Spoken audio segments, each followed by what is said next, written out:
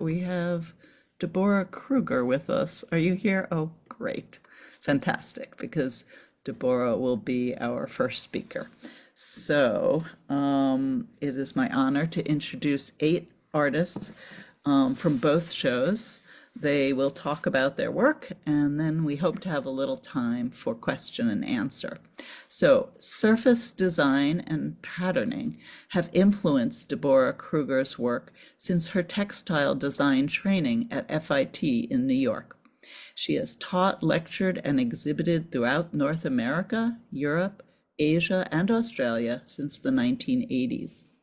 Recent career highlights include winning first prize for the Wynwood Art Show in Miami, inclusion in the Art in Embassies program, exhibiting at the International Fiber Art Biennial at the Museum of Textiles in Valtopina, Italy, and showing at the Mint Museum in Charlotte, North Carolina. The Museum of Art and Design recently acquired 2 large environmental pieces by Kruger, who has studios in Durham, North Carolina, and Chapala, Mexico, where she has a team-based production studio that provides jobs and empowerment to local Mexican women. And so I'm going to mute myself and pass it over to Deborah. Thank you so much. Let's see. First of all, thank you very much for including me in the show. I think we all feel very honored. Since I have a pretty big digital imprint, I decided that I would spend my minutes here telling you about 3 really important influences and impacts on my work, all of which is about endangered birds and endangered languages. And if you want to see more about how the work is made, I'll make some suggestions at the end of my time.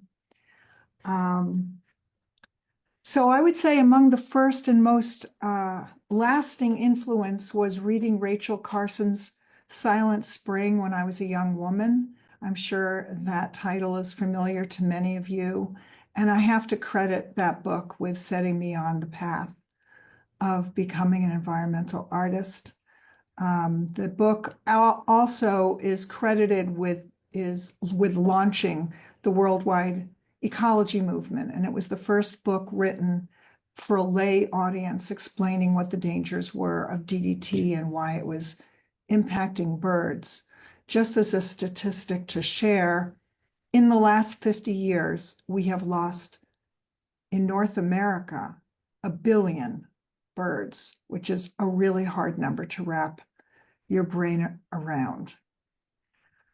Next, I will say that since many of you on the screen are New York based, I attended Fashion Institute, as Fran mentioned, and that really embedded a lifelong love of decoration, and the pattern and decoration movement was also in full swing in those first 10 years of my career as a wallpaper designer.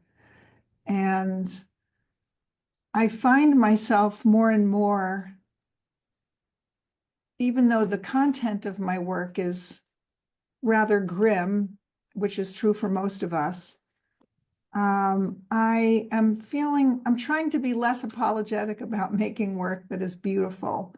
And I feel like at a time when we're so worried and feeling under assault and not knowing exactly what to do, that making beautiful work is also important and provides all of us with a moment to just take a breath and remember that there are beautiful and amazing things around us all the time.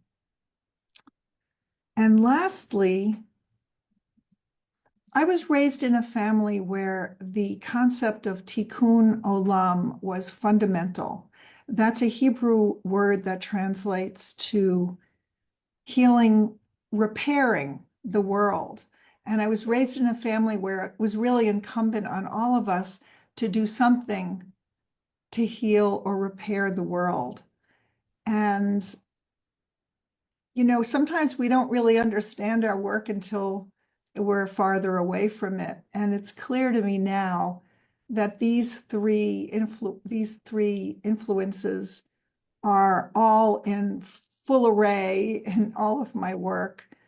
And I truly hope that when people encounter my work and maybe find it beautiful and appealing initially, and then possibly more disturbing and informative, if they choose to enter into the content of the work.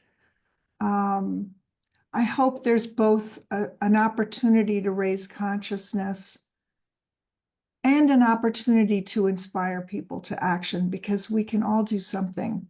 There's nothing too small that we can do to help and do our part in repairing the world.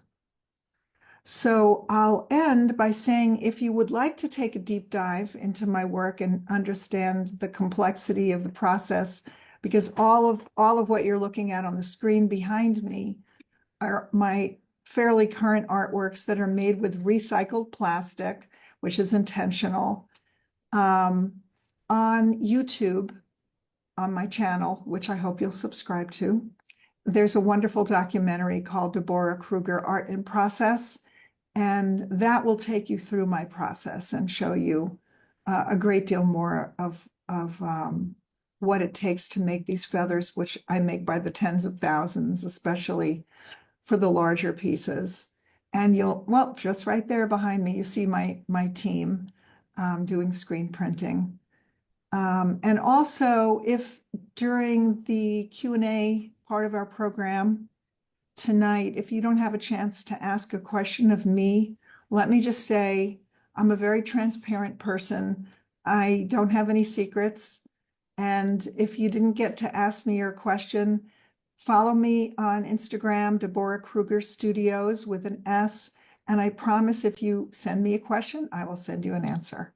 So thank you so much for this time and opportunity to share my work and my influences. And I'll pass it to the next artist.